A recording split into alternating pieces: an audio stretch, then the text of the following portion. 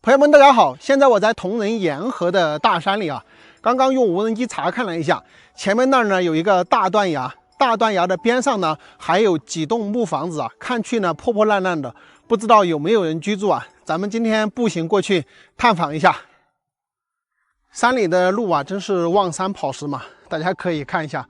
我们要去的目的地呢是那个地方，我们是从这边过来的。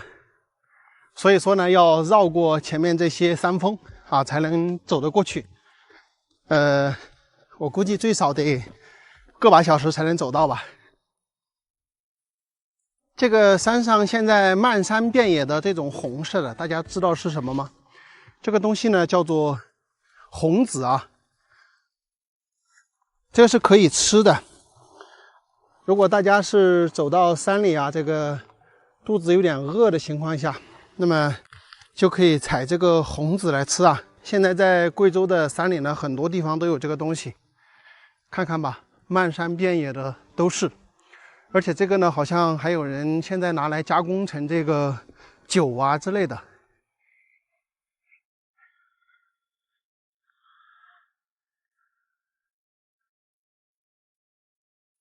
哎，走到这个垭口，我们已经可以看到这几户人家了。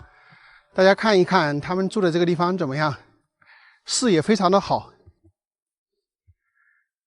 大家看一下这个地方啊，像一座石头城一样，整个他们居住的周围啊，全部是石头。他们这几家人身后断崖下边的河流呢，就是麻阳河，也是国家级的自然保护区。那住在这里会不会缺水呢？我也比较有疑问啊。因为这个山体呢也比较薄，然后都是石头，我估计藏不住水啊。这个地方简直就是搞养殖的天堂。那当然，他们也是在这里搞养殖啊。我们看到这下边有3栋房子，看去呢都是破烂的，没有人住了。我估计有人住呢，也就是顶端的那户人家有人居住啊。像这些地方呢，基本上不会有人来踏足。你看人家出行的几条道呢，全部都关起来的，因为没有人来。然后他们有卫生处，也预防这个牲畜呢，来破坏里面种的东西吧。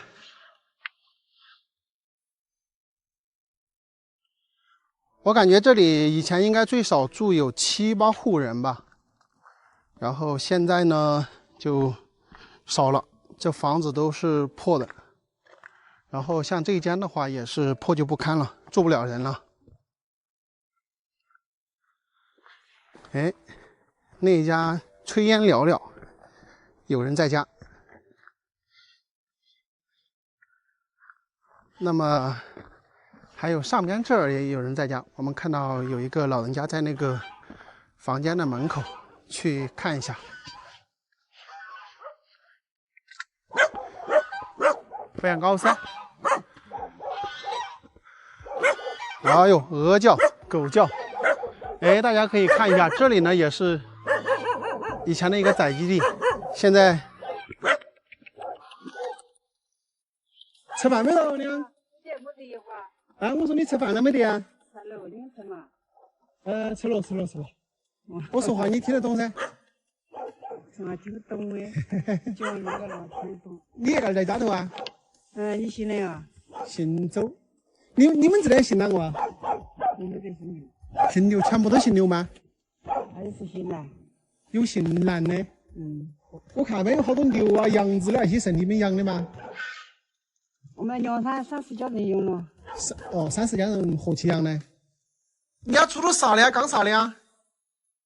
杀了他一个那个没得给跟小儿的杀起来，他们要来背的是吧？背进去过年啊。看一下这个阿姨家杀的猪，我天，这么多！我是那个30克了，3个儿一个女了。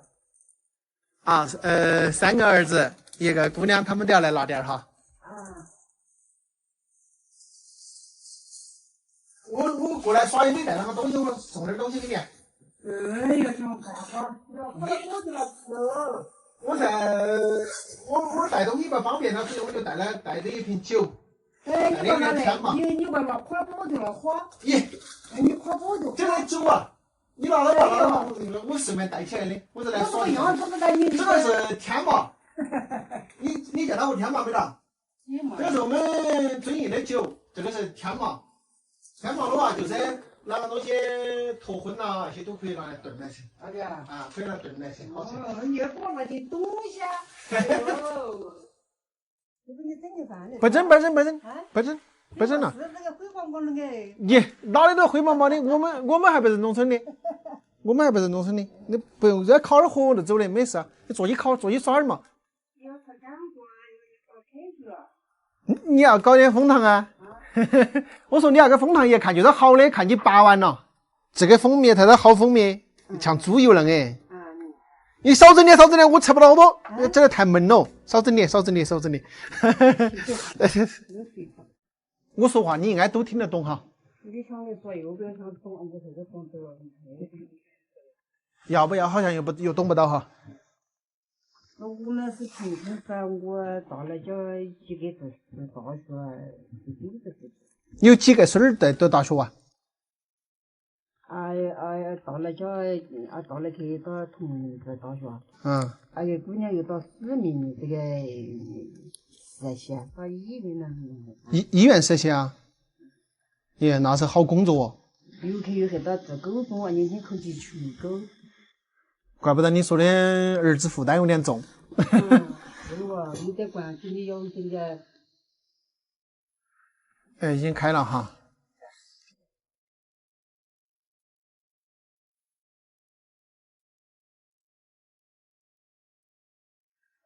哎呦，谢谢！哎呀，今天到阿姨这里来还，今天在阿姨这里吃到这个原生的蜂蜜啊，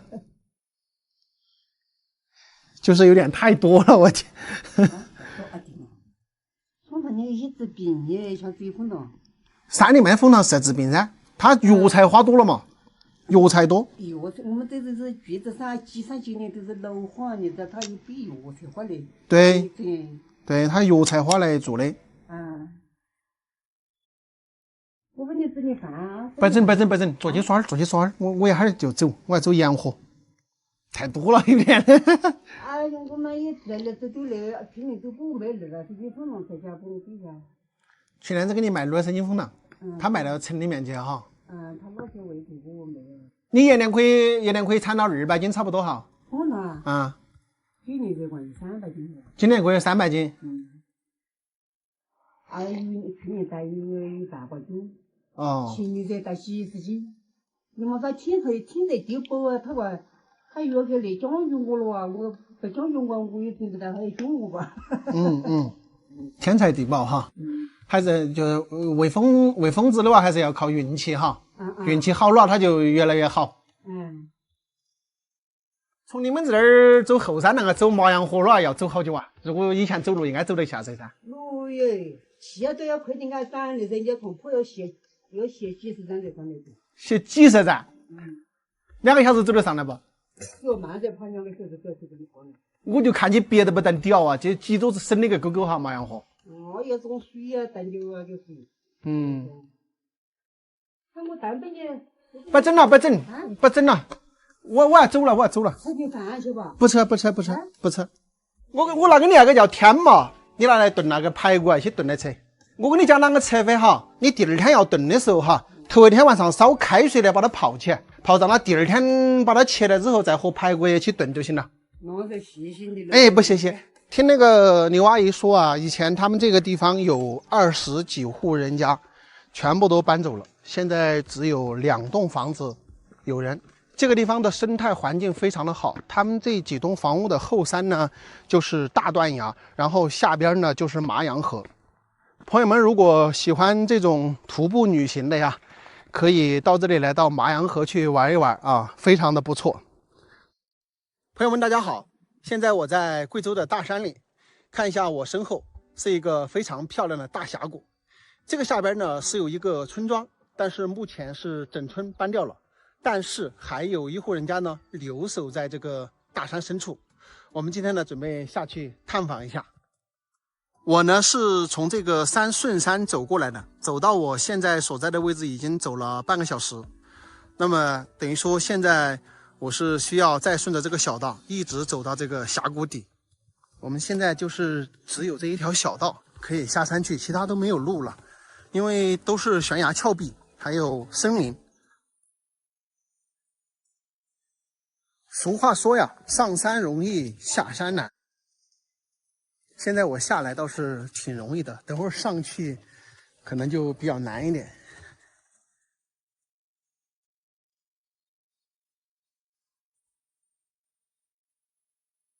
有朋友说呀，不得不佩服中国的电力，那是真的厉害。不管是高山险阻、悬崖峭壁，我们的电都是绝对畅通的。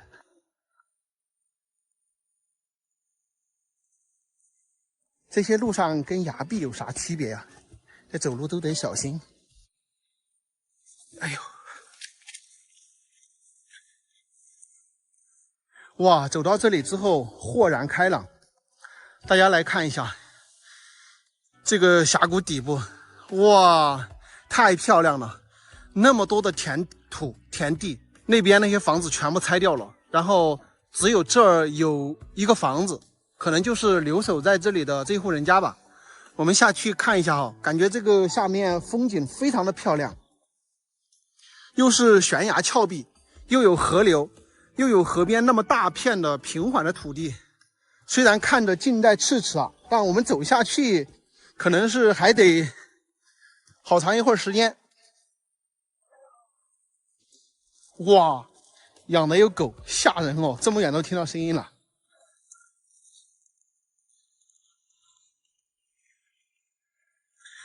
你看它这个下边是喂有羊的，所以呢，这个进去的路啊都有用这个门挡着。那怎么过去啊？这个地方啊，它是拴着的。我们先过去，然后还是依然跟它拴着啊。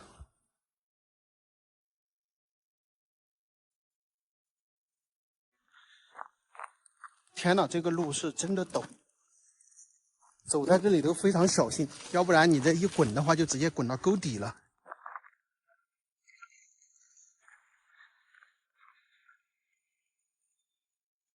哇！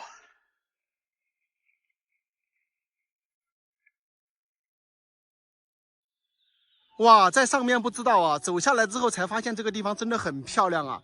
我是从这个山上悬崖峭壁上慢慢下来的，然后我们看一下这里啊，它那儿有一个水潭，几边都是悬崖峭壁，这个就是一个峡谷的尽头。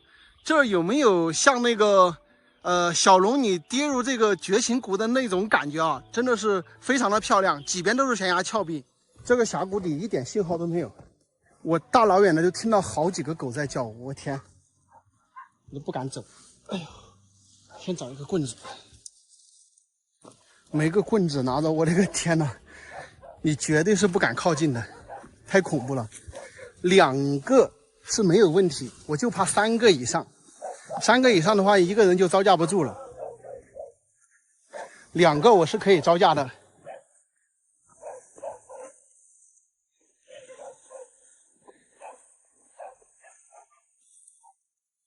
我跟大家说，这个大山里的路就是望山跑石嘛。我们在上面的时候，其实看到这户人家离我们挺近，对吧？但是走下来，你会发现弯弯绕绕的，要走好一阵。这地方你们看一下美不美嘛？就像一幅画卷哈。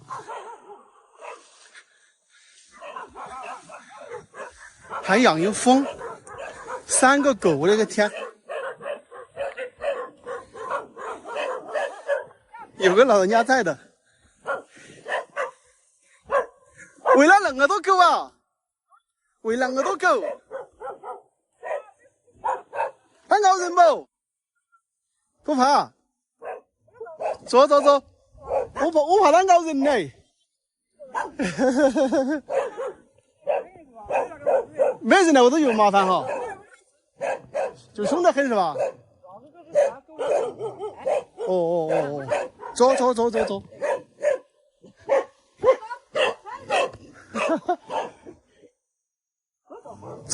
走。哎呀，你还信了2个多老人？你干那么多啊？啊，你养不了在那边看的。那现在这下面就等你们一家人啊？啊。你们这下面以前有好多人呐？下面啊？啊。下面没跟我们是全部搬出去的。我们全部搬出去。哦。等于你们也是搬出去了的？我们只是搬出去了，我们只搬出去，我们个娃儿手做的，在外面头旁啊，他做个事啊，然后他是为他生活。哦，等于你们这下面全部都是搬出去的，只是你们回来又回来在这里喂羊子哈。啊。哦。这下面以前总有好多家人呐？我以前总的好像才15-16家人。总的有15-16家？啊，总的好像15-16家。全部都搬出去的？搬出去的。房子也基本上没得了哈。房子拆没地了，房子拆了上面拆了。拆了哈。你们这儿姓哪个？我们姓我婆家姓杨，我娘家姓李，我姓李。哦。在这里养着养了好多年了呀？没有，我几年了吧？几年时间才？2-3年。我看你那边好像还有个3轮车，你没得路的啷个骑下来不的？下山都要摆的。台阶下摆的？下山全部下山了这条装的。哦。那你冬天的话，羊子要抽去卖起不呀？冬天才不是开得出去的。都是开得出去的哈。开得出去，做羊这个开得出去的。这冬天那留得不啷行。那这点还可以。看来你都是走南闯北的，老早就走广州去了。那没办法，那个这广州人他们还要带人呐。你不是才58岁吗？你7、8年前就在广州去跟他们带人的呀？啊。那你娃儿不是20岁就结婚了？他是20岁结婚了。哦。他今年我们问他跟我老公都耍了，他耍得早了。哦。我们个孙女今年8岁的个。孙女8岁了。啊，今年8岁了，我们50年20年。你家几个呢？我5个吧。5个小的。啊。哇，怪不得要凑个3个姑娘。2个儿子3个姑娘。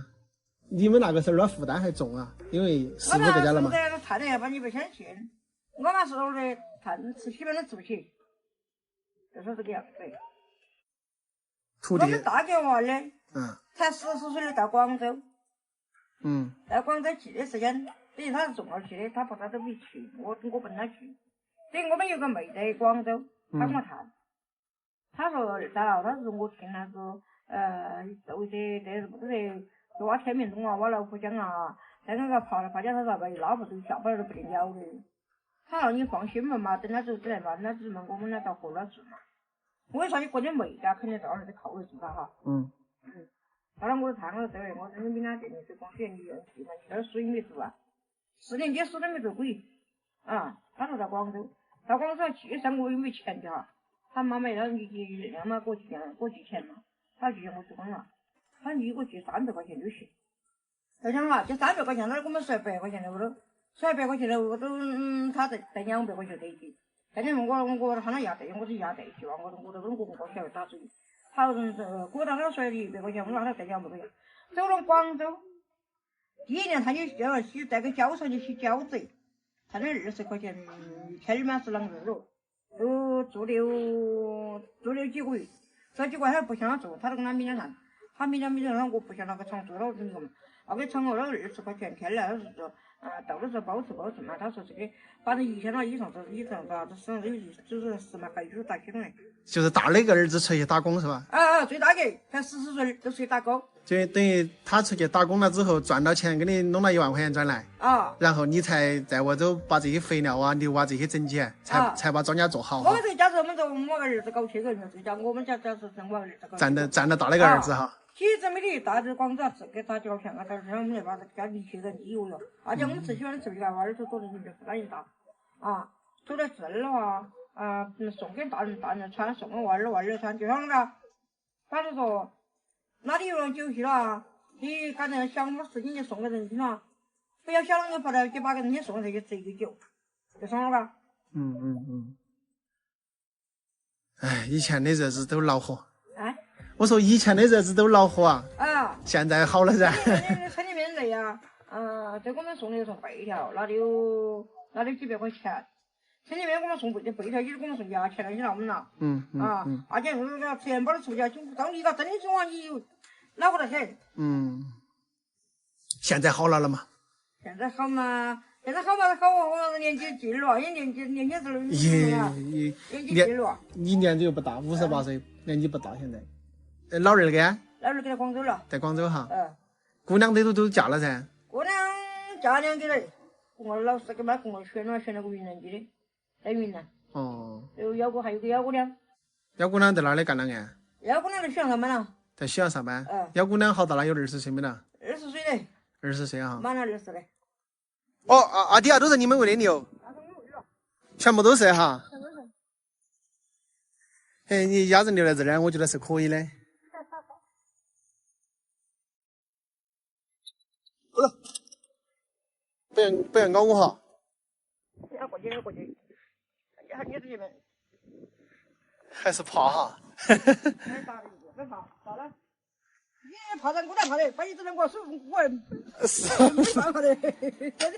哦，你这个车就是下山了从山上背一下来。下山背下来。你们这个真的就是自己挖的了嘛？我自己是往下河过去了，挖下河的，好不？挖下河都挖好多时间了。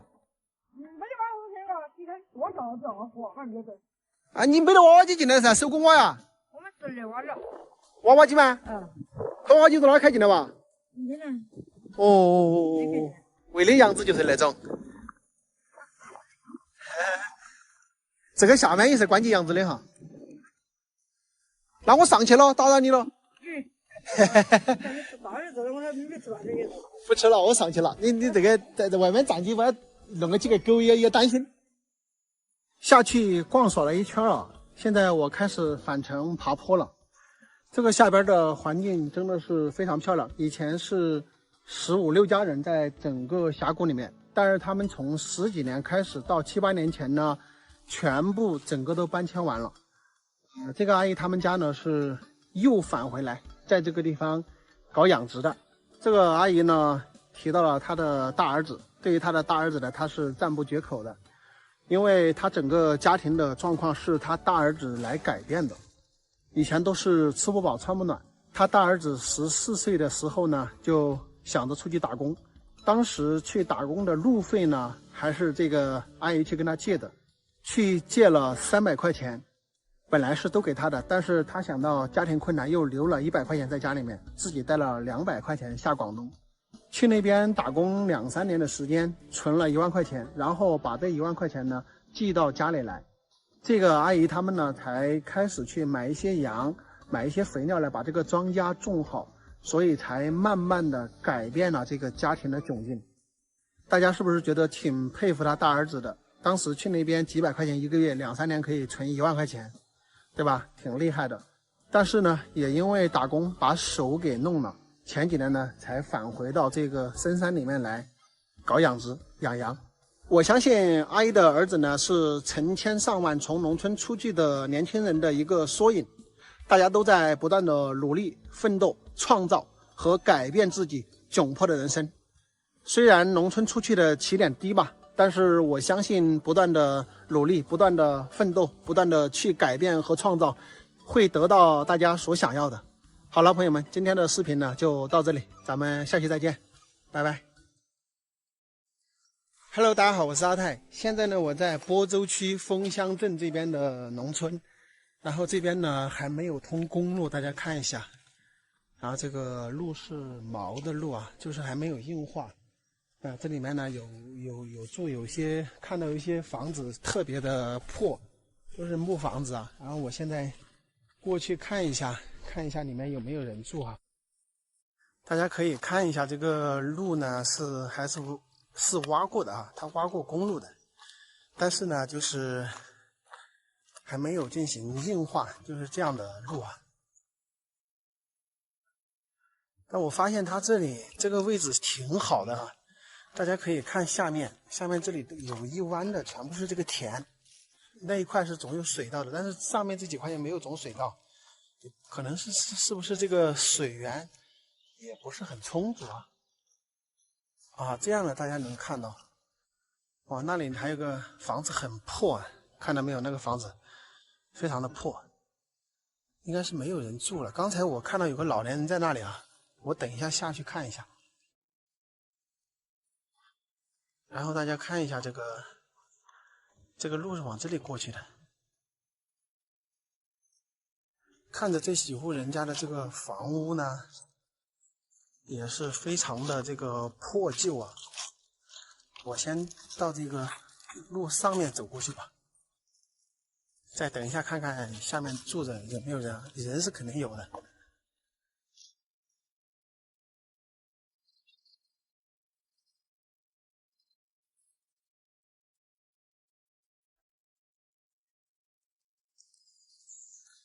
哎，感觉真的是冷冷清清的哈，走到这个大山里面的，特别是不通公路的这些地方，就是看都没有人会来看一下的。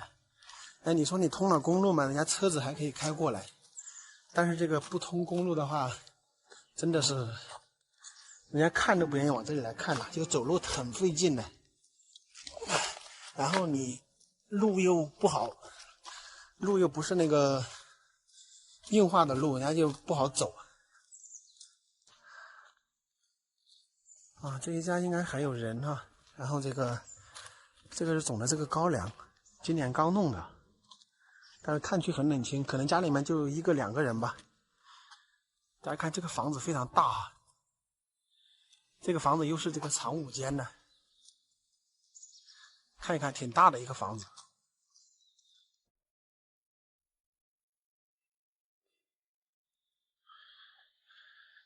我们再往他这个房子的正前方看一下，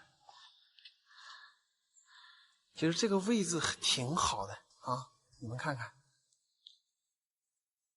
他这个位置真的很好，没有人在家哈。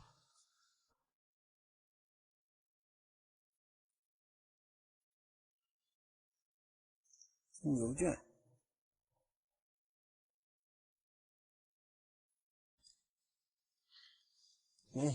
这个是牛圈啊，还喂有1个牛，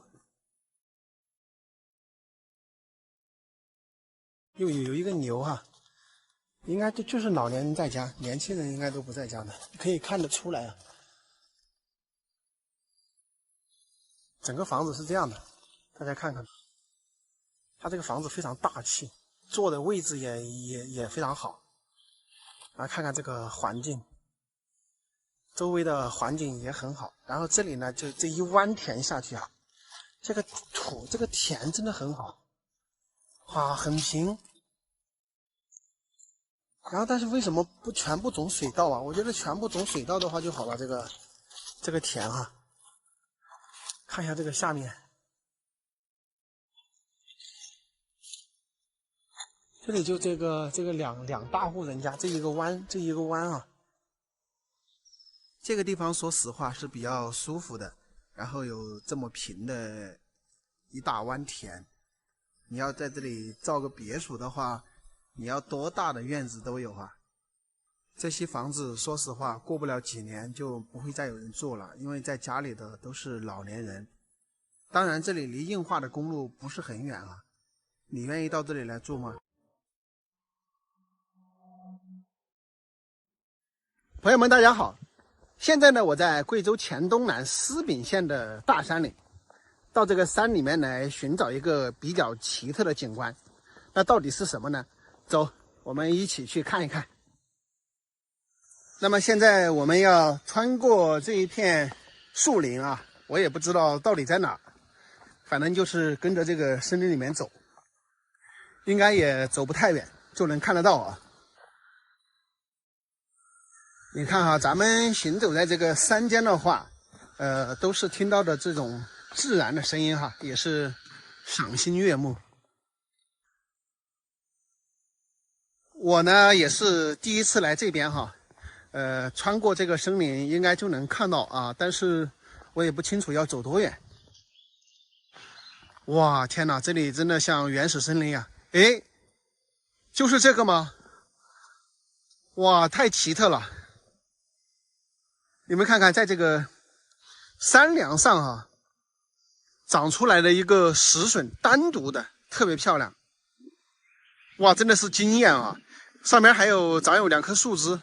这一尊石柱呢，他们当地人把它称作一柱擎天，也就是剑指苍穹的意思哈。但是呢，我走到这里之后，我发现这一尊石头呢，更像一个石头人。你们从现在的视角看，是不是更像一个石头人？非常的形象。更加奇特的呢是这一尊石头，它是屹立在这个山梁上的。这个山梁的两边呢都是很深的一个沟壑。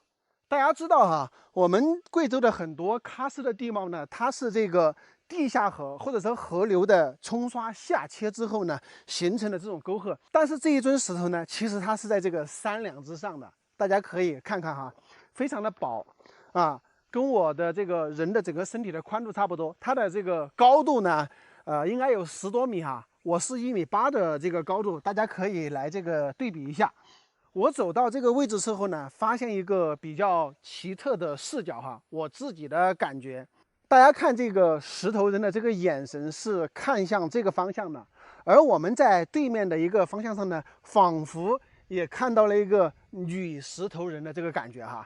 大家从这个顶部的视角去看一看，那么我感觉呢，他可能是和对方的这个女石头人呢是相爱的2个人，但是呢，他自己这边呢是势单力薄啊，而人家对面呢是庞大的一个家族。看看两边都是非常大的一个石笋，把中间这个人呢围在这个中间，这个石头人可能。他们2个人是非常相爱，但是迫于对面的这个家族非常的庞大，而中间呢又有这么一条鸿沟，把他们相爱的2个人呢挡在了这个山的两边，是不是比较形象哈？可能他们2个石头人呢是相爱了几千年，迫于这个对面的家族啊太庞大了不愿意让他们2个人在一起。你看。对面的这个石头人是不是被庞大的一个家族围在了中间，不让他们2个相见，就相当于把牛郎织女隔开的这个感觉啊。而中间呢又有一道非常深的一个沟壑啊，这个石头人想要跨过去呢也是非常非常的艰难。那么久而久之呢，他们只能在这里相会，相互呢就化成了石头人。那么在这个地方呢隔沟相望，对不对？这个呢就是我看到这里的一个感受啊，真的是非常的奇妙。好了，朋友们，今天的视频呢就跟大家讲解到这里哈。我们贵州呢是一个喀斯特地貌省份哈，有特别多的奇异景观，也欢迎大家呢到我们贵州来玩。咱们下期再见，拜拜。情人別後永遠在不來，無言獨坐，放眼塵世外，鮮花雖會凋謝，但會再開，依一生所愛忍讓。再把吻朋友们，现在我在大山里边哈，这个山上呢还有人在上面居住，这里有电线杆往上面拉，我们上去看一下哈。从这里有一条小道上山，然后这个边上还有一个小水沟的水流，环境是真好。哎，这个老人家在这里洗衣服。你在洗衣服啊？怎么样？这里可以上去噻。上去哪去上？上观音山是不是在这里啊？啊。有好远啊？这都越怕走过去说。你这是来了。我上去看下上面那些地方。这种鱼缸真的是上去。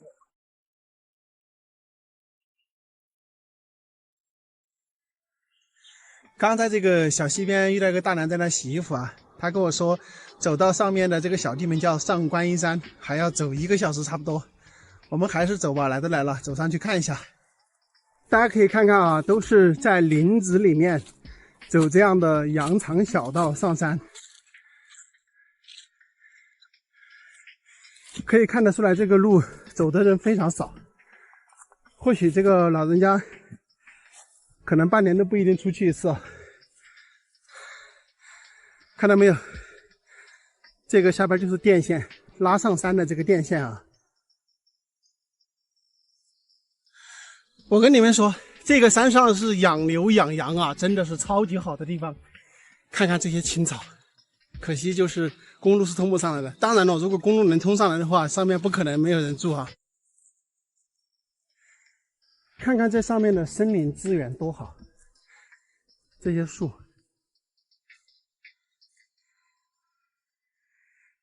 这个松树，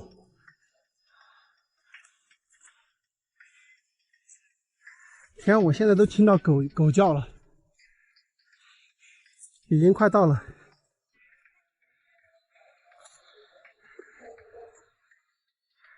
终于到这里了，我就问你们害不害怕？大老远的就听到狗叫声，太爽了！这个地方真的是一个世外桃源，看到没有？大山之中就这一户住在这里。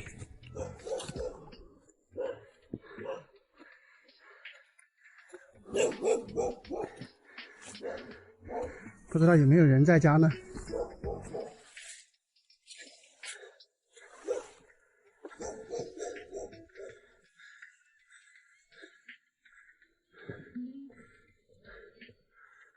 哇！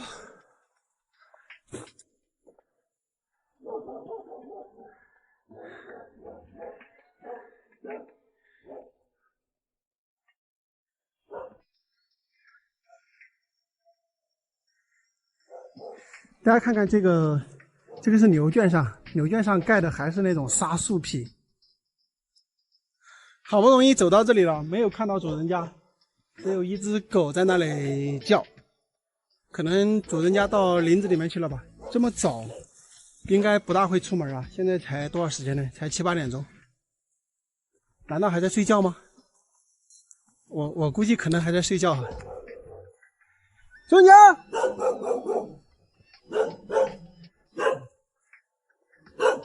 有人没到？看看，耶，老娘。吃完没呢？哦，我这三下周一上来的，3下周一上来的。那耳朵怎么听得到？耳朵不啷好。我这3弟啊周一上来的。这个又在你家？搞不来呀？我来这耍。屋头抓屋头。我说我看到狗都来了，我哪会没人的？我都真是。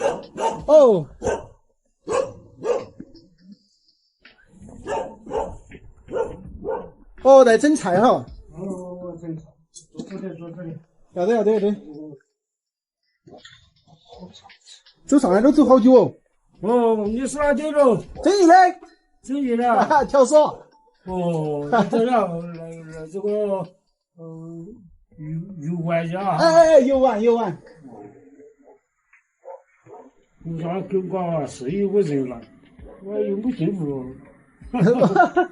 我在外面站一下，我没看到有人呢，我以为你出来去了，那还在睡瞌睡那些。他那个我有娃儿些他们来打羊套，我搞个菜了，那有，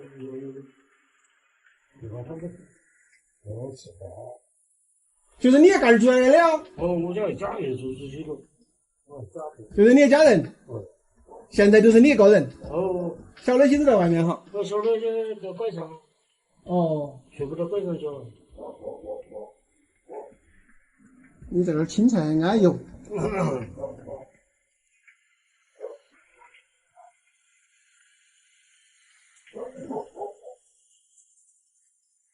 你再跟他们煮起饭，等他们来吃。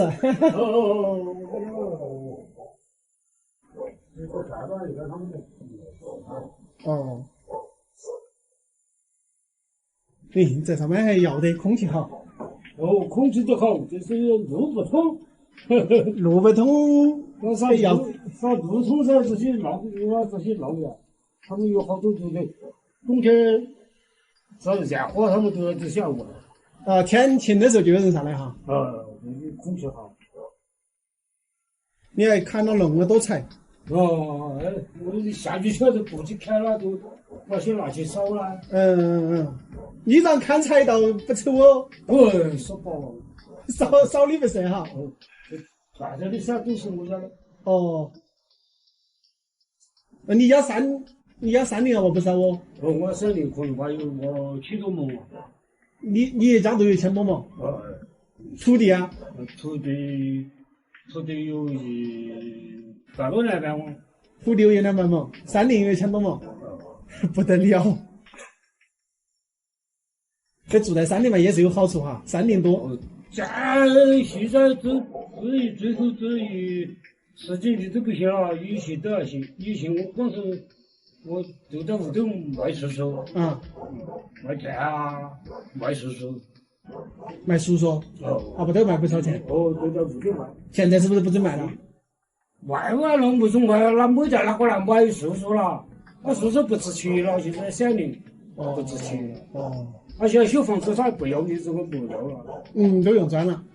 只是去要点这个投资去搞条子盖瓦，这是搞的，其他的木这些他都不要这个了，都不去买。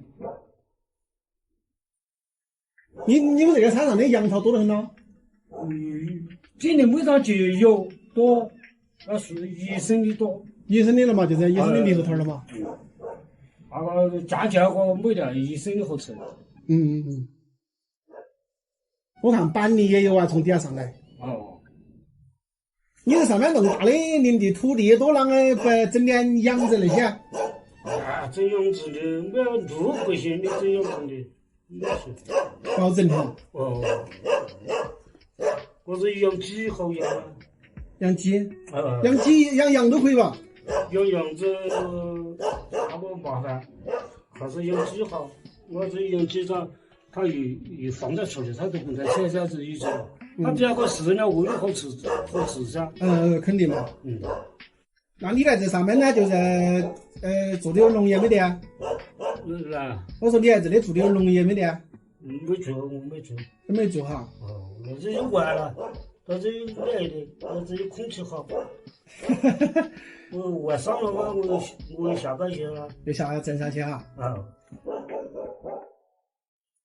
因为其他东西也没有喂哈，没得。都喂那个狗。都喂了有几十个鸡。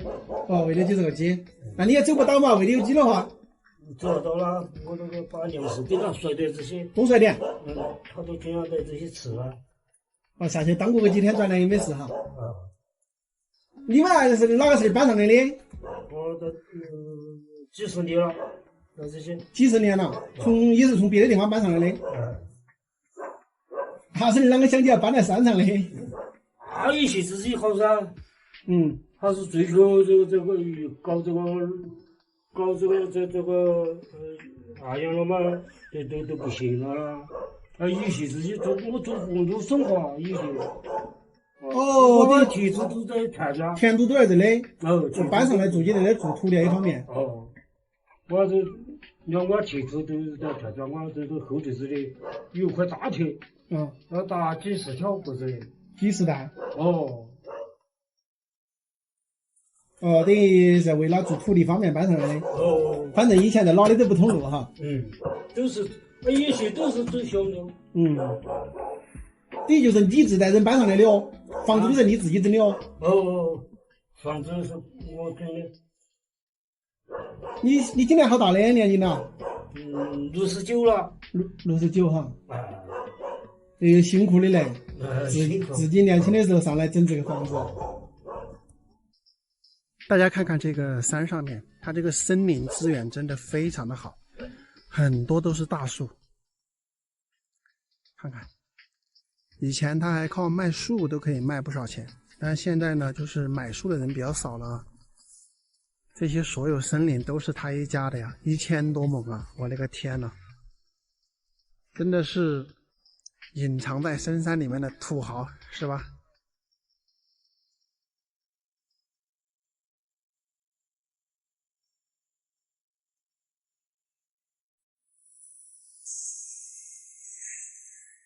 太神奇了，朋友们！在贵州铜仁应江县的大山里，我们发现了一栋房子建在了几百米高的悬崖峭壁之上，非常的壮观。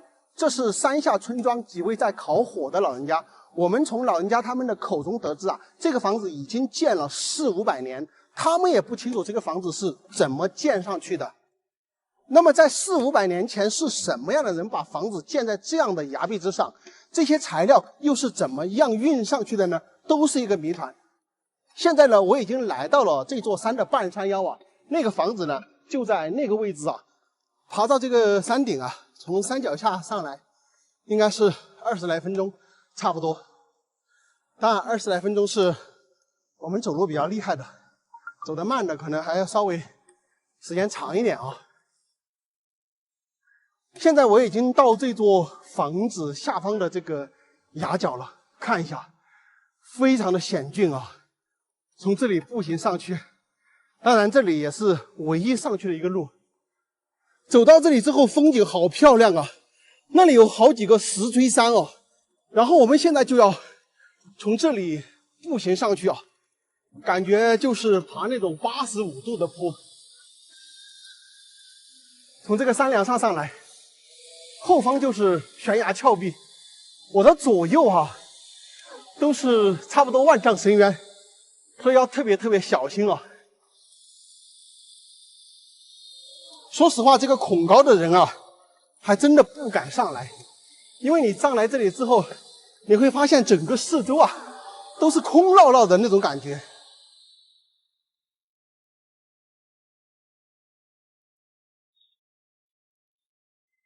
这里旋转过来就到了这个房子的位置，大家可以看一下这个房子的位置，大概只有20个平方左右。就在这一座岩峰的峰顶啊，四周都是悬崖峭壁，特别是看一下这边，哇，特别的高。但是站在这里真的是一览众山小，风光无限，俯瞰红尘，俯瞰苍生的这种感觉。这个地方真是太险峻，太壮观了。这个房子就是建在这个1-20平米的这个峰顶。那它建的是2层，这个因为是一个寺院，所以说我们就没有办法给大家拍摄内部了啊。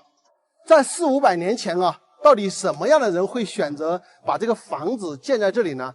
它有可能一开始或许不是一个寺庙，也说不清楚啊，也有可能一开始是住人啊或者干嘛的。有时候我们不得不佩服古人的智慧啊，他们经常会这个异想天开的一些想法。在一些悬崖峭壁之上啊，这个很高的这种山峰上啊，等等啊，就建筑这么一些建筑。那么古代什么样的人会选择把房子修在这样的峰顶？他们的材料又如何运上来的？距今为止呢，已经有400-500年了，咱们也是不得而知啊。我们有时候不得不感叹大自然的鬼斧神工啊，生出这么一座山峰，又不得不感叹古人的这种巧夺天工啊。简直是令人惊掉下巴的这种做法，非常的震撼。这样特别奇特的建筑啊，真的是令人叹为观止。我们不得不佩服古人的智慧，那真的是非常的牛。好了，朋友们，今天的视频呢就到这里，感谢朋友们的观看，咱们下期视频再见，拜拜。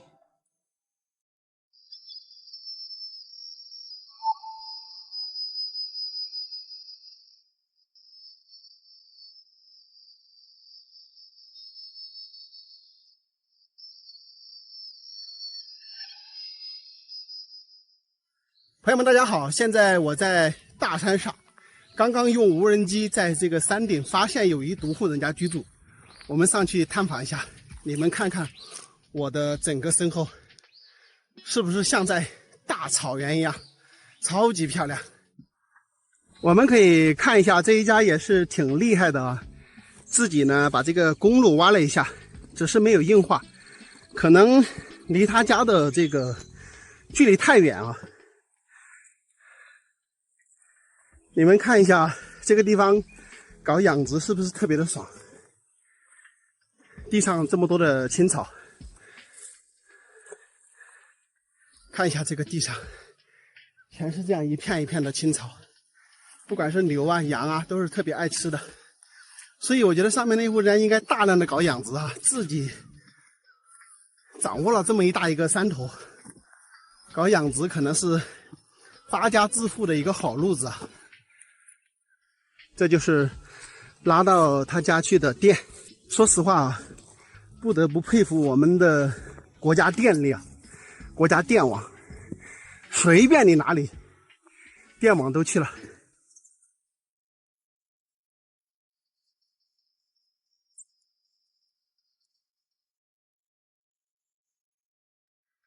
这个草多么的好，你说在这个山顶上不养牛不养羊是真的太浪费了，这个草啊太爽了。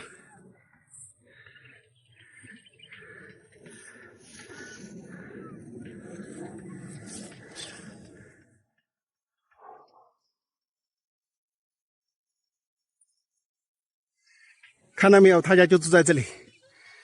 这个地方环境好不好？先歇一下再上去啊，看一下。你不要看是在山上哈，其实走上来之后你还发现这里挺平的，看到吧，都是挺平的。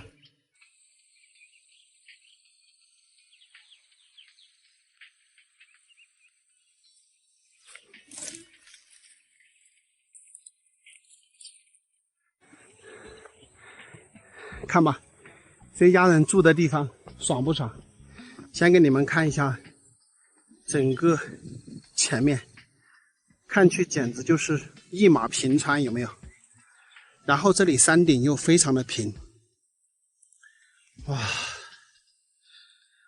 真的是特别漂亮的一个地方，有种一览众山小的感觉哈。住在他这里，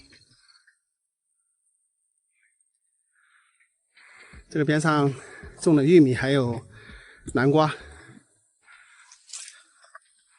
这是羊有什么？羊有羊吗？好大的味儿，应该是养的羊。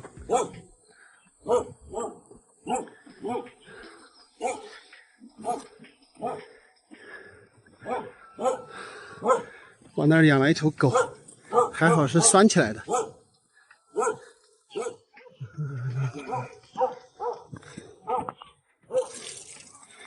吃饭没喽，猪妞？吃饭没的？走。哎呀，走。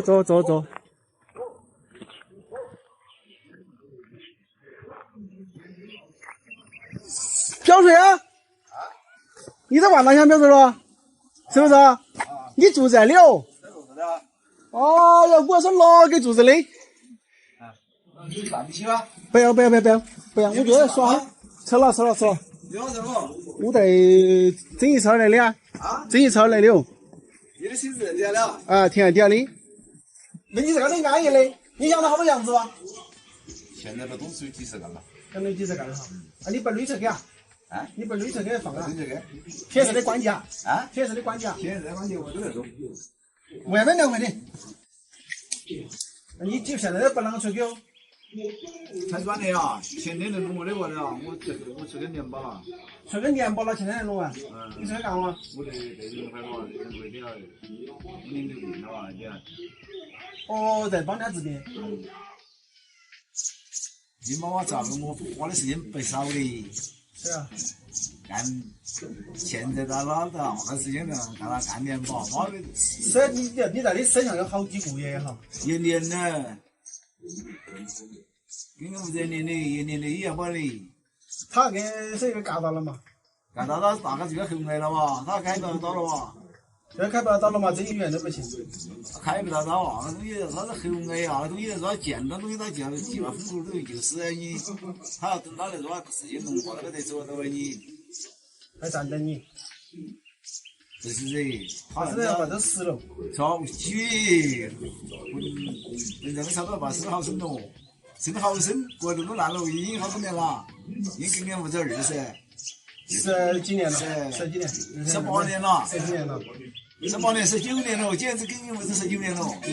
他这叫喉癌哈。哦，喉癌。这是甲亢带肿瘤吗？是喉癌呀？那是喉癌，不是甲亢。喉癌呀，这就是喉癌呀。这就是喉癌。那可以的。那个人真的是看到就化的嘞。这是嘛的个？人有好几个月哈。好几个月，跟我是干1年的那好几个月啊。跟你1年。跟你1年，跟你1年，这都只有像看不到人困了，我说这个你吃药了，我就可以整了。哦，他这个除了吃药之外，还要整。他就是要用你4点的，你用你4点的成因来推着他的上滑道，你干脆用你都抗难了。推是吧？啊，那个4点是啷个做？没听懂哎。点穴了嘛？就点穴，点哪些？点治周身了4个穴位啊。原来中医师傅说了你要全身的穴位，点了之后把它椎带正来，然后再慢慢的。他椎带正来嘛，他的功能里头可以给他肉在膨散了嘛，你也是捧不住他。你要也这样啊？也这样嘛，控制紧，让他整软的，你觉得？呀，给你妈嘛东西。真的感谢你，说实在话。这么我已经接受4个月了，结果4个月那个就是硬中单白血癌。白血癌。硬中单白血癌，整体的水平500块钱。啊。这个你应该做医可能有30年了。40多年了，我60岁跟是这个我12几岁。45年了。啊，基本上经你手的疑难杂症没有出过问题。没错。你有啷个不给整个证件？医师证件，整了没？以前嘛没有可以给整啊，就没有整嘛，也不就要了嘛。现在就整到了，现在的说大家就是要西医要用硬考。对啊，要西医硬考，你们就没得办法了。但是你们的技术实际上已经很顶尖了的，但是你又考不到个证，你又不能证，你就不能正式的行医啊，不能正式的行医。所以就是这个问题。所以那说你就整个单子，说嘛，妈给都是草药单子。你只能做那种就是初级那种草药，你开方子都不行，对吧？只能再靠大家相信你，然后来找你，属于这种。他是弄的。要会为人弄，你妈妈这确实会为人弄。你爸爸这确实还是按人力气。爸爸这人可以。但是我和他们当不起的看得。我老头儿讲过的，他说人家都说他那个医得好哦，他就永远相信。啥？对吧？他就不放弃。不是天有啥子干给我想的，他来成绩。有啥都可能干几百斤了嘛。老子有啥都干给我想。干掉这个社会。是啊，你这个的主要的核心的话，一个是药上，二一个就是你说的那种按筋啊，就是你一定要点穴按筋啊，点穴按筋。这个方法，他的功能啥？西医是直接不得行的。西医是直接攻不了的。点穴按筋是个算是独门绝技了哈，而且每天都要整的是吧？他每天都要抗在吃啦。你每天不给整些吃了啊，它就不起作用。它就不起作用，马上药反正药就推不走。但是药也化不到，没得办法。啊，那就化不到了嘛。必须要点穴按筋这个手法。用手法给它才上得了。因为我这手里只能做起，我在那么我就尝不了。那你呢？现在人他做不到。而且我的水头，我的这是因为我的水头卸的零，我水头卸3年零。就是也在水里面泡的。真找人家下水的。下水也准备的水这个鞋子里。我跟你们说啊，人生就是特别的巧。我看到这个大山上有一户人家，我就跑上来之后发现竟然是我表叔，而且还是我家的救命恩人。我妈在10几年前啊，就是她的这个喉咙这里长了这么大的一个疙瘩，那么医院检测出来呢是甲亢带肿瘤，就是包括中医的所有的医院都不能接受了，因为不能开刀，就是基本上是在家里等死的这么一个状态。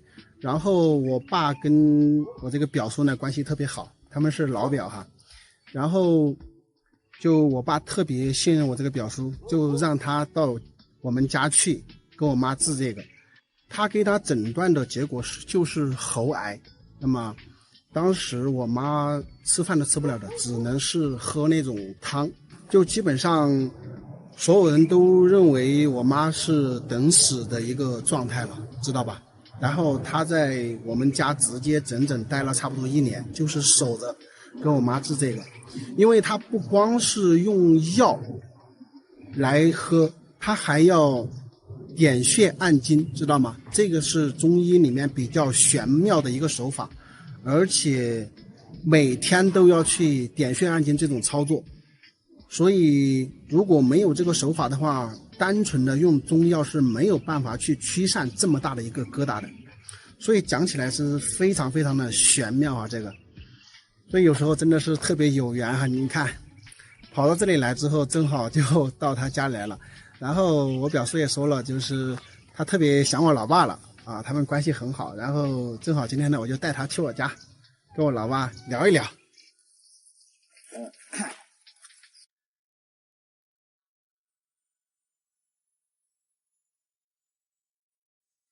朋友们，大家好，我是阿泰。今天呢，我又到沙湾镇建设村三岔河的这个四合院来了，非常漂亮的一个四合院哈。我先带你们再详细的看一下这个四合院呢，后边再跟你们讲什么情况啊。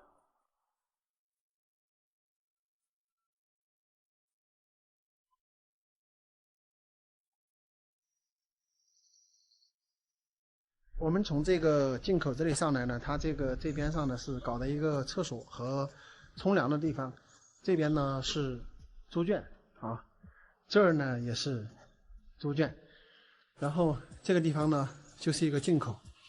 这一栋四合院呢确实是非常的漂亮，这边有阁楼，然后这里呢还有一个阳台，是吧？非常漂亮的一栋四合院啊。那么目前呢都是没有人居住的哟。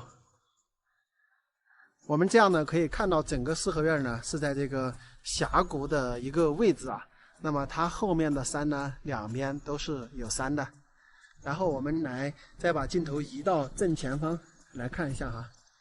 正前方呢是这个模样的啊。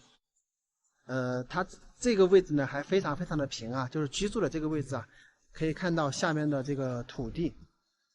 它这个房子呢是长期没有居住人的。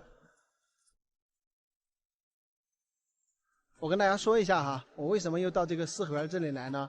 因为那个四合院的主人姓蒋，他呢前一段时间又联系我说，他这个房子是可以出租的。因为之前呢，我有很多朋友呢也都问过他这个房子可不可以出租啊？好像是村里面说这个地方要修水库，但是呢前两天他又跟我说呢，这个地方暂时不修，所以呢他又可以把这个房子租出来。所以呢我今天又来到了这里哈，再带大家呢了解一下这一栋四合院。荒废在这里呢确实的可惜。大家可以看到他们一家人呢是非常爱干净的啊，整个院坝打扫的干干净净。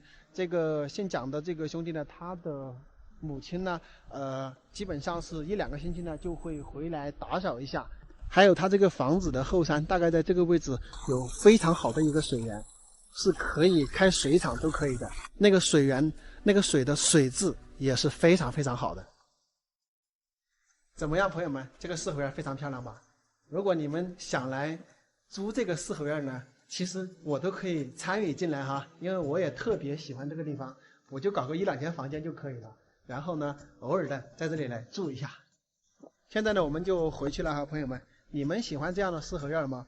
如果喜欢，欢迎大家在视频下方留言评论哈。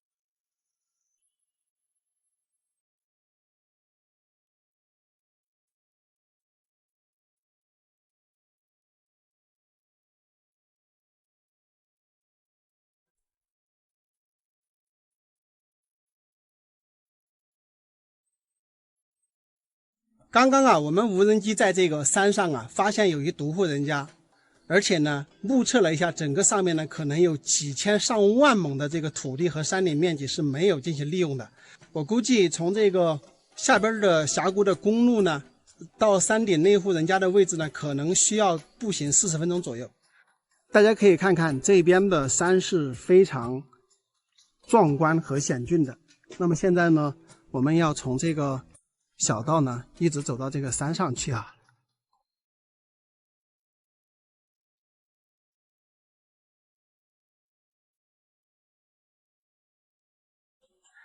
从这个下面走上来，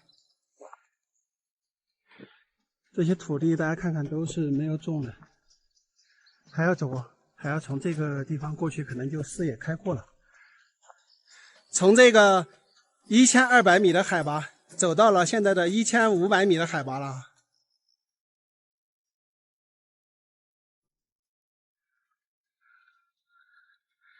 我跟大家说，一大早到这个山上来走呢，是有可能遇得到野猪的。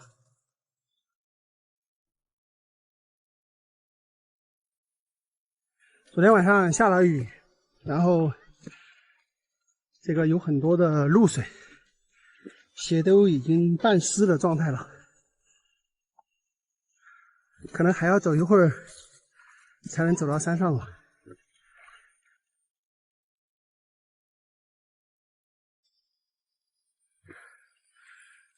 我的天哪，终于到山顶了！这个上面的草啊，真的是特别的丰富，看看，这绝对是放养的天堂。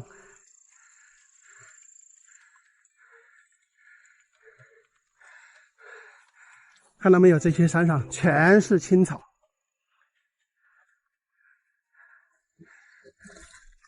就这里呢，住了一独户啊。我们看看有没有人在啊？走上来差不多走了40-50分钟吧。这个上面的环境太美了，这绝对是世外桃源嘛！看看这个周围，它又不是说大森林笼罩，它全部是草地，看到吗？这个边上这些全是草地。然后这里就这一户啊，哎呦，太爽了吧！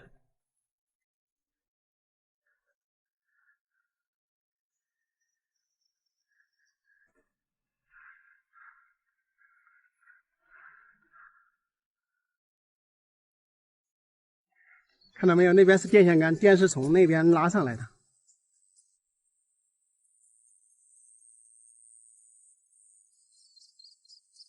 这也太美了吧！这个地方，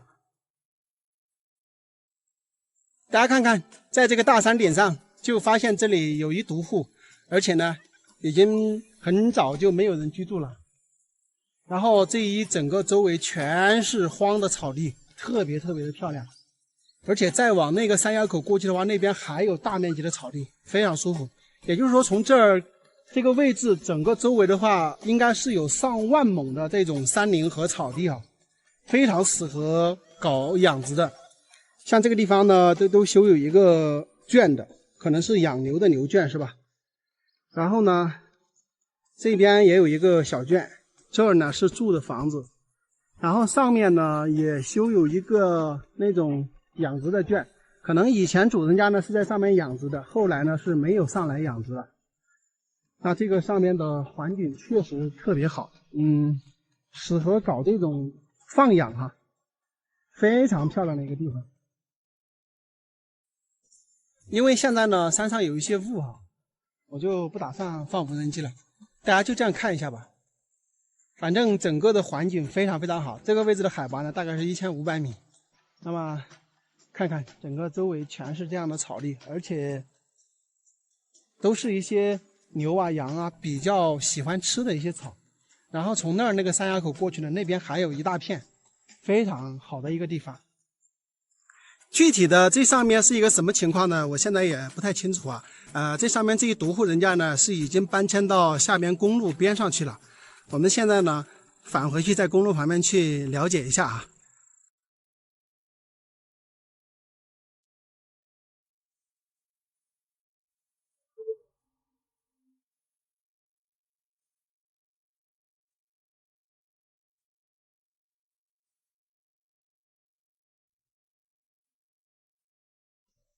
朋友们，大家好，我是阿泰。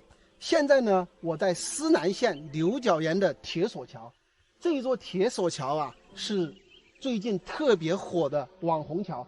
整个桥呢有285米长啊，也是现在中国最长的这种铁索桥。因为它中间没有任何的桥墩啊，就两边呢有一个桥墩，全部用铁索拉着，285米长啊。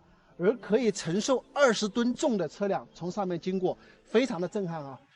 大家可以看一下这一座铁索桥，整个钢索是非常粗壮的。现在我是在桥下哈，大家可以看一下，从这里延伸过去，就感觉像天路一样，下边就是乌江，整个环境非常的漂亮。而且这一座桥整个周围几10公里范围内呢是没有桥去链接两岸的村庄。那这一座桥呢是唯一的一个通道桥啊。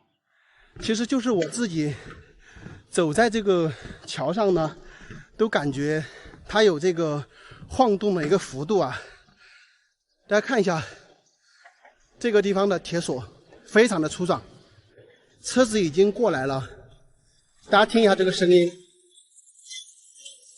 哇，震动幅度真的是特别的大哈，颠簸像波浪形的这种感觉。大家可以看一下，现在我是第一视角经过这个铁索桥啊，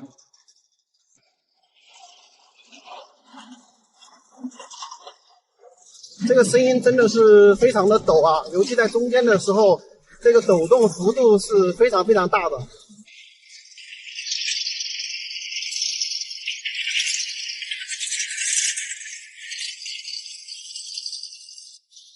在这个上面开车还是要技术的，因为它前面的那个线宽墩的话，稍微宽一点的车的话是跟这个差不多一样宽的，所以没有点技术你还是不敢开的。第一要胆子，第二呢还是要技术的。那么这个要非常的小心，两边呢只有一点点的这个距离啊。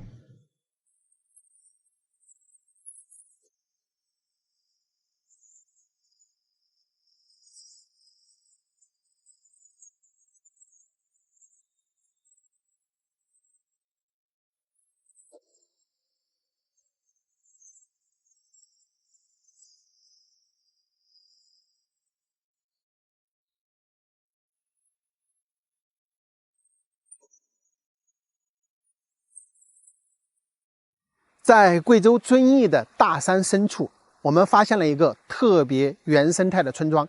这里高山峡谷、河流湖泊、奇峰异景，那是数不胜数。在这梦幻的秋日啊，村中一棵千年古银杏树发着金色的光芒啊，更是格外耀眼。这棵银杏古树不但长得好看，它身上呢还长着一种特别珍贵的东西。据说银杏树上长出这种东西的概率是10万分之一。那么它到底长的什么东西呢？今天咱们就去一探究竟。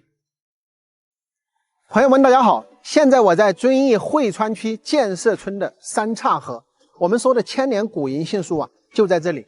但是我们去看古树之前啊，我想跟大家好好的介绍这个村庄。这个村庄真的是非常的漂亮啊，我个人非常的喜欢。2年前我拍了好多的视频呢，都是在这里拍摄的。我感觉应该不下20个视频吧。大家想看的那种高山峡谷、河流、湖泊、奇峰异景，以及我们很多在山上的独居人家呢，在这里都能看到。这个地方呢，地处遵义仙人山和大娄山脉的过渡阶段，在这个建设村三岔河的山顶这些地方啊，有非常大面积的森林。所以说呢，我觉得这个地方呢，可以满足大多数人对于这种生态旅游的向往。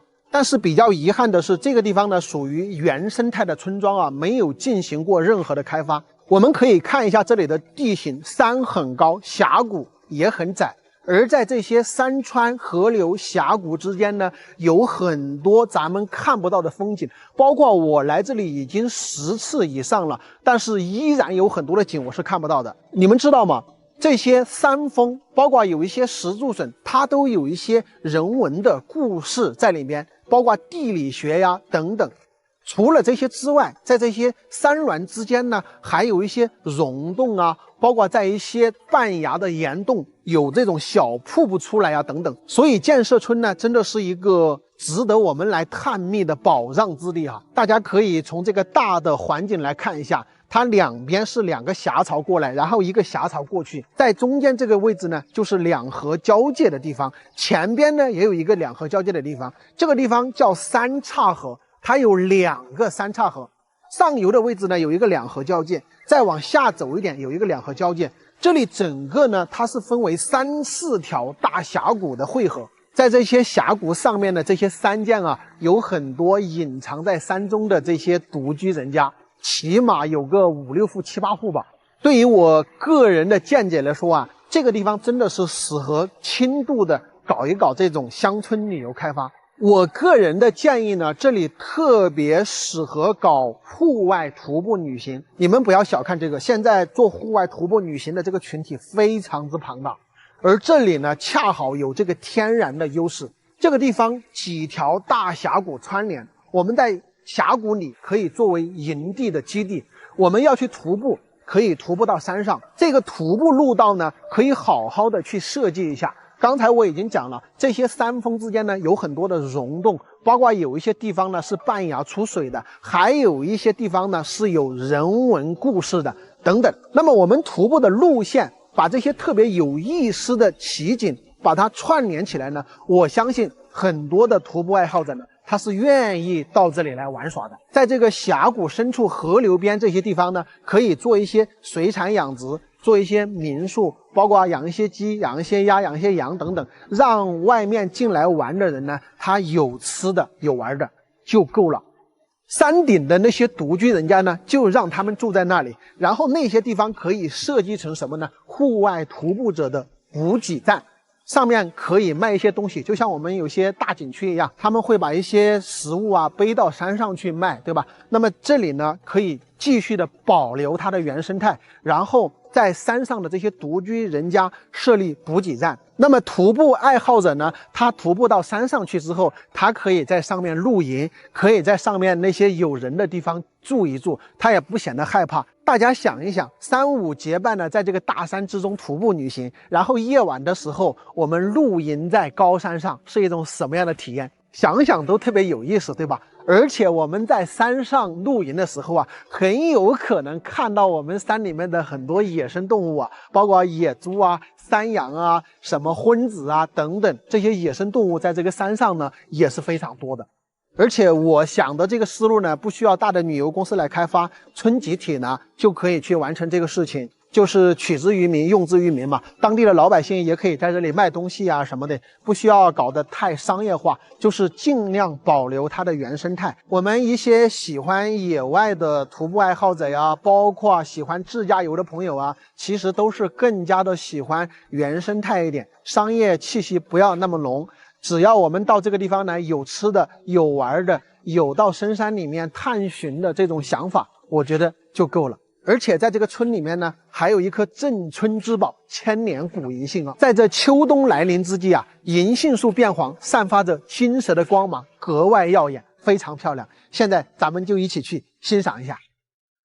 本来是要开车直接进去的，但是不巧啊，他们这边正在修补这个公路，所以说呢，不管是从上边来还是下边上去呢，都是开不过去的，只能步行。正好步行呢，可以带大家看一看这一路的风光哈。这个地方呢，就是一个两河交界的地方。这条河流呢，就是从上边的三岔河的位置呢流过来。这里呢，像是一个锁口啊，这边是一个20湾的这种峡谷，很美的哈。特别是夏季，咱们到这里来游玩，到这里来玩水呢，是非常舒服的。看一下这个峡谷里面正在修路，等这个路修好之后呢，大家要到这里来玩呢，就更加的方便了哈，直接车子就可以开到这个峡谷里边去。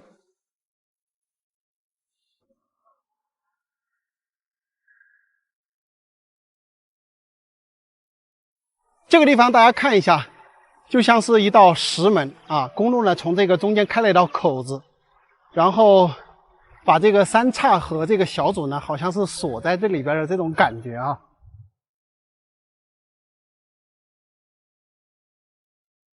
这里呢，就是我之前来拍摄的那个侯大姨她家啊。然后前边呢，已经看到那个显眼的银杏树了，大家就感受一下这里的风景是不是非常的漂亮。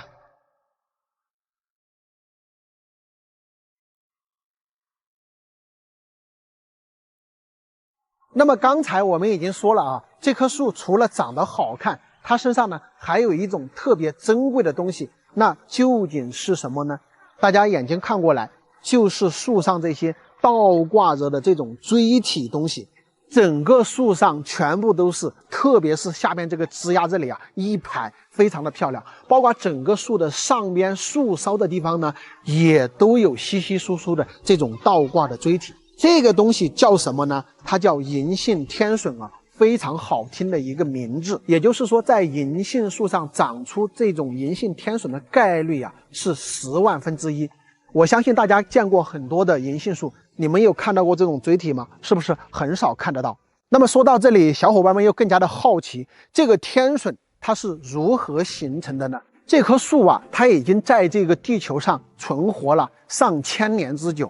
也就是说，这个地方有这棵树的时候呢，完全是没有任何的人居住。那个时候呢，可能一些地壳的运动啊等等，诸如山体滑坡呀、泥石流啊等等这些大自然的灾害呢，对这棵千年古树呢进行了不断的摧残。可以说，这棵古树呢也是经历了很多的磨难，树上呢也能够看到很多的伤痕。像这种天笋呢，就是泥石流一些地燃灾害不断的对这棵树进行撞击，撞出了伤疤之后，这个伤疤的位置呢又不断的愈合长出来的这样的天笋。所以说这个天笋呢也是这棵树成长千年经历了各种磨难的一个见证。好了，朋友们，本期的视频呢就跟大家说到这里，咱们下期再见，拜拜。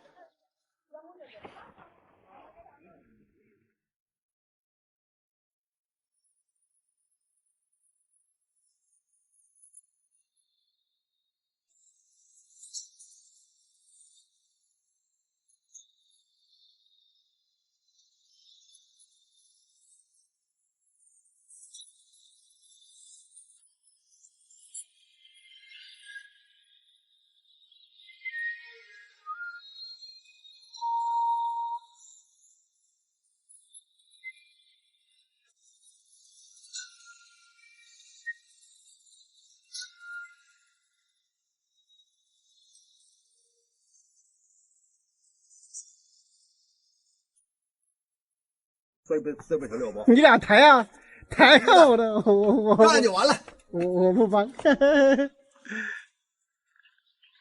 要不马上。再往前呢？咦，快点！不轻嘞，这可以不轻哎。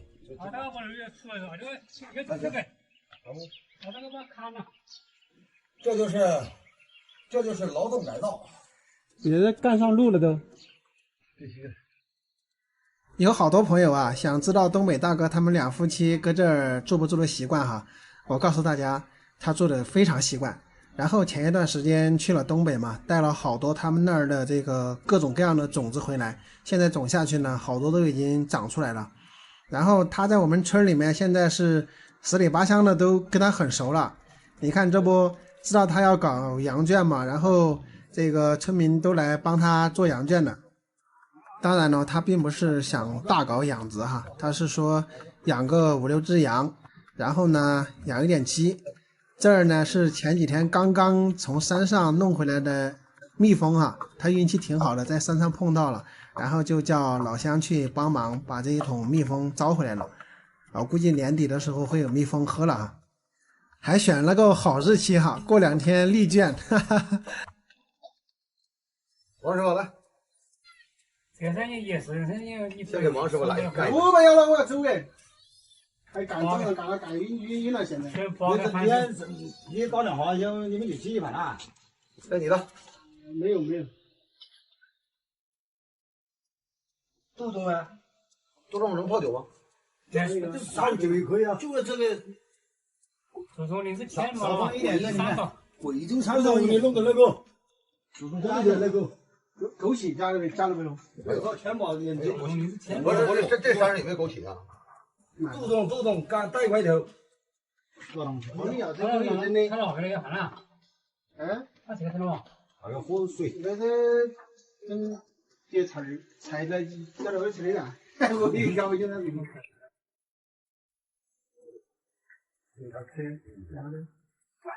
搁这些就可以吧？对，有没有扒一下吧？那干了。有没有扒一下吧？拿回去吧。扒一下，他不是？你大嫂做菜还是不错的。啥？你大嫂做菜。那肯定的。这个，你看那天不喝酒，不吃酒，不吃烟。不玩牌，玩牌啊？不玩牌。不吃烟，不吃酒，不玩牌，没有钱，省下多少钱呢？你让抽烟、吃烟、吃酒、玩牌的，跟不吃烟、不喝酒、不玩牌的，没有多大。我全班同学48个同学，现在死了4、5个。就是我来贵州大山里头有。能有一半的人理解我。你给那个红辣椒面子给他拿来。有1/5的人能理解我说的，你这种想法，跟你这个理念，跟你这种你这去贵州大山里，对，有一大部分人他都。那因为50也不冷，也不行，不正是奋斗的年龄吗？还得出去拼去，还得。我不拼了，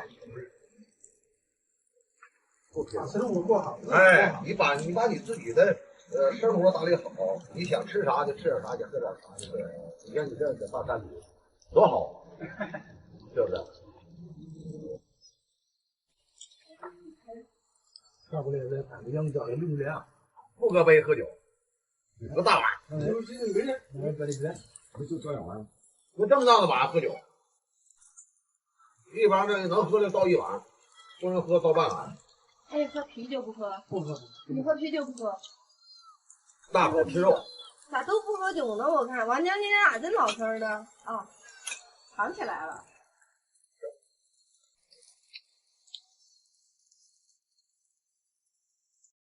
现在我依然在云南正雄的武德天坑，就是我身后这么一个巨大的天坑。这个天坑的直径呢是600米，它的深度最高的地方有170、80米，是一个巨型的天坑。天坑内的面积啊有400多亩，你们能想象400多亩的大山有多大？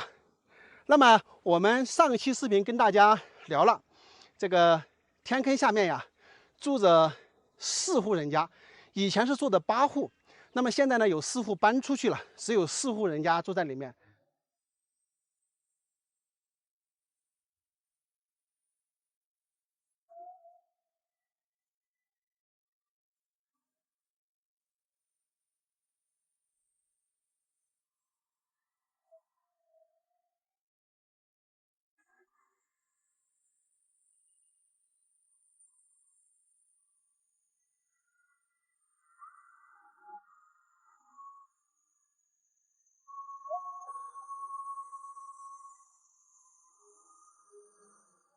这个口子呢是村里面唯一的进出口。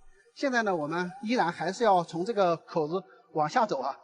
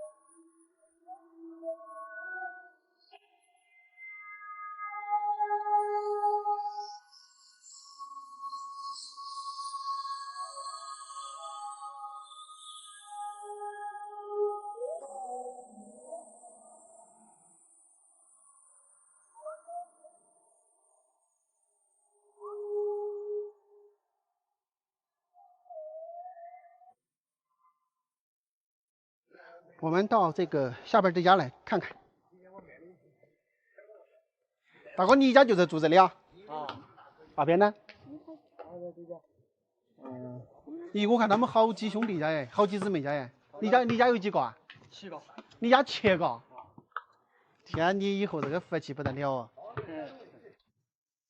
你没有出去啊？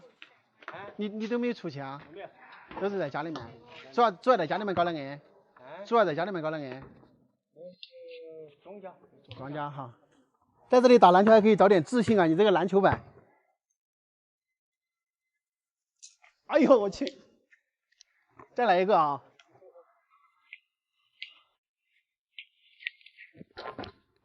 这这会儿扣到的。你现在7个娃儿都在上学吗？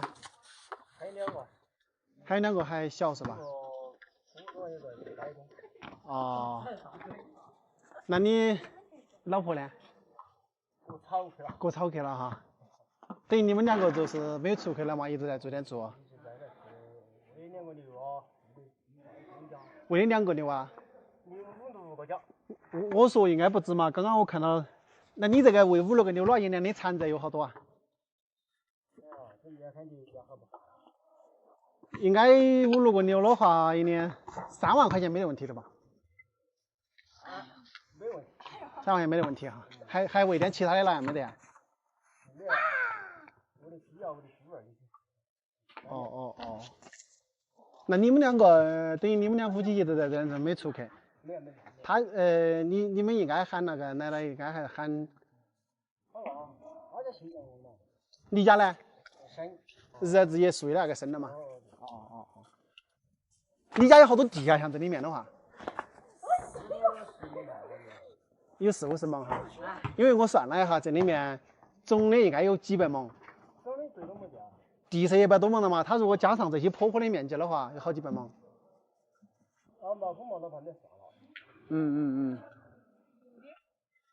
等于你是从小都在这里。那你们读书啊？这事儿？我没读书嘞。你没读过书啊？哦，也没有出过远门哈。但你7个娃娃厉害呀！我天哪，是不是1岁1个？1岁多点一个，相当于可能10年时间。小点像2岁。你的老婆是哪儿去的呀？肯定不是这儿的人噻。远不？也是就是相当于这个天坑外面。你这个等老来了要享大肥，6、7个家娃儿，是几个男娃娃几个女娃娃？3个男的，4个女的。比现在成年的有4个了。哦，有5个没读书了，还有2个，就等于是没有读书的5个全部都在外面。哦。哦。对，这外面这排房子就是你们2兄弟的。哦，亲2兄弟哈。来，你们2兄弟来打球。以进3个球为准啊，看哪个先进3个球。来，开始。来，兄弟2个单挑的时候。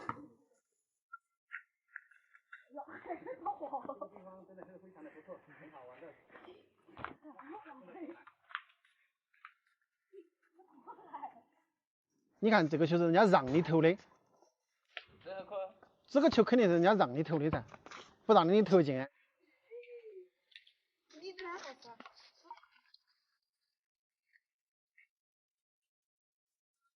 看秒杀！你是打不过人家，确实打不过人家。我以为你谦虚。我本身就打不赢他。我打不赢他，我不打。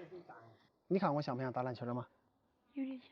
是不是？你看我这个身体。像。你家五姊妹？你在老几啊？老4。前面还有几个？3个，3个都是姐姐啊。等于你还有个刚刚那个小姑娘是你家妹妹。3个姐姐，1个小妹。那你家2兄弟就12个娃娃了。我现在依然在这个云南正雄的武德天坑，看一下，现在我就在坑底。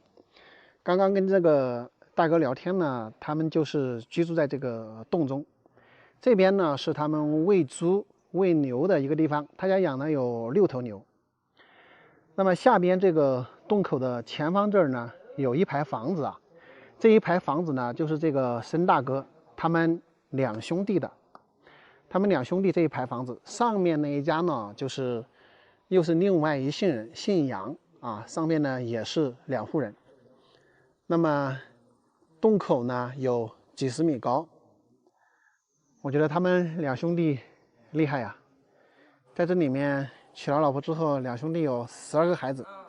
申大哥他们2兄弟，我觉得挺厉害的啊，养12个孩子长大，最大的呢都已经26、27了。那么小的呢，才几岁，真的厉害啊！你说申大哥也才这个40多岁吧，他应该是一个70后。那么70后的有6、7个孩子的，我觉得应该是非常少见的。咋没看到你家爸爸妈妈呀？我爸还在用，我妈还在镇雄。那你回来干了哇？你爸爸妈妈都在镇雄。我们都在这住嘞。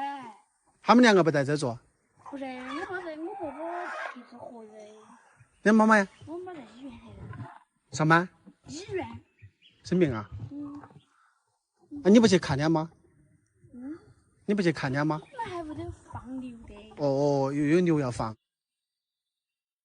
这边他们还养了好多鸡啊，大家看一下，这个鸡全部是土鸡啊，那个脚都是黑的，看看。看得清楚吧？这个鸡的脚全部是黑的，这种才是正儿八经的土鸡。这玩意儿拿来，你要想炒来吃的话比较困难啊，都是要炖一炖，要不然炒不熟。